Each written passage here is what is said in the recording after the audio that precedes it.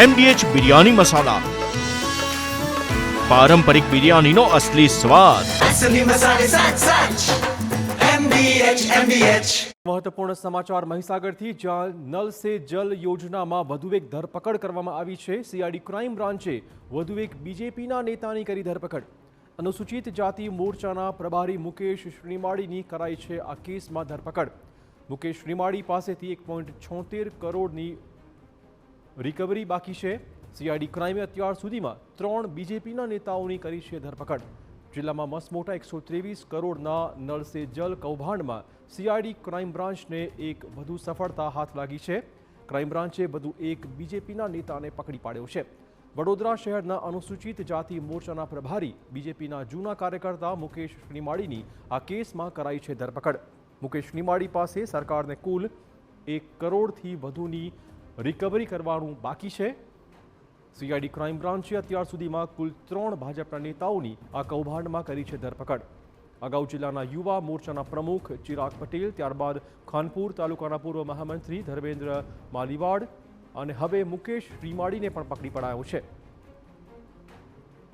22મી જૂને હાલના વાસ્મો unit manager Girish અગોલાએ Vadodara ખાતે CID ક્રાઇમ બ્રાન્ચમાં નોંધાવી હતી આ બાબતની ફરિયાદ.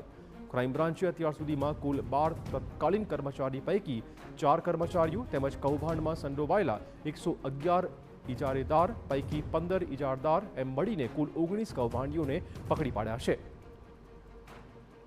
CIDએ ફરિયાદમાં નામ છે એ સિવાયના અન્ય 4 કર્મચારીઓને પણ પકડ્યા હતા.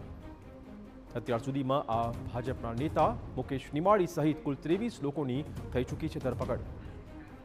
વધુ વાત કરવા જોડાશે અમારા સંવાદદાતા આશીષ. આશીષ, શું છે વધુ અપડેટ?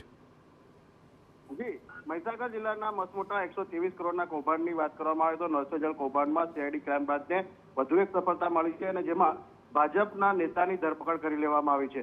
વડોદરા શહેરના અનુસૂચિત જાતિ મોરચાના પ્રભારી ભાજપના જૂના કાર્યકર્તા એવા મુકેશભાઈ શ્રીમાળીની ધરપકડ કરી લેવામાં આવી છે. મુકેશભાઈ શ્રીમાળી પાસે સરકારને કુલ 1,76,97,169 રૂપિયાની રિકવરી કરવાની બાકી છે.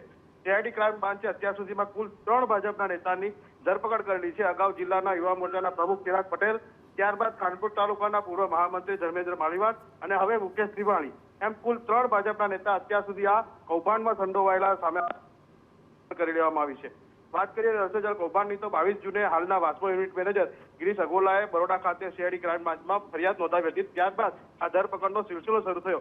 CID ક્રાઇમ બ્રાન્ચે અત્યાર સુધીમાં મુખ્ય 12 તત્કાલીન કર્મચારી પૈકી 4 કર્મચારી તેમજ કૌભાંડમાં સંડોવાયેલા 111 જે કોન્ટ્રાક્ટરો છે તેના પૈકીના ટોટલ 15 જેટલા ઇજારેદારોની ધરપકડ કરી કુલ 19 કૌભાંડીઓ થયા અને 4 જે ફરિયાદમાં નામ નથી તેવા ગઈકાલે પકડ્યા હતા. એવા 4 કર્મચારી એમ મળીને કુલ અત્યાર સુધીમાં 23 લોકોની ધરપકડ થઈ ચૂકી છે. આ કેસમાં અત્યાર સુધીમાં 20 કૌભાંડીઓ આગોતરા જામીન માટેની અરજી કરી ચૂક્યા છે, પરંતુ કોર્ટે તેમની અરજી નામંજૂર કરી છે, જ્યારે 2 લોકોને શરતી જામીન આપવામાં આવ્યા છે. વાત કરીએ આ નળ સે જલ કૌભાંડની તો કૌભાંડ કરવાવાળા તો કૌભાંડ કરીને જતા રહ્યા, પરંતુ મૂળ પ્રશ્ન એ છે કે ક્યારે સરકાર પૈસા વસૂલશે, ક્યારે નવી કામગીરી શરૂ થશે ને લોકોને ક્યારે પાણી મળશે. ધન્યવાદ આશીષ તમામ જાણકારી બદલ. MDH કિચન કિંગ મસાલા રસોડામાં હોય તો આપણે કંઈ પણ બનાવી શકીએ છીએ. રીંગણાનો ઓળો, બટેટા ફુલાવર, ભીંડી મસાલા અને બીજું ઘણું બધું. MDH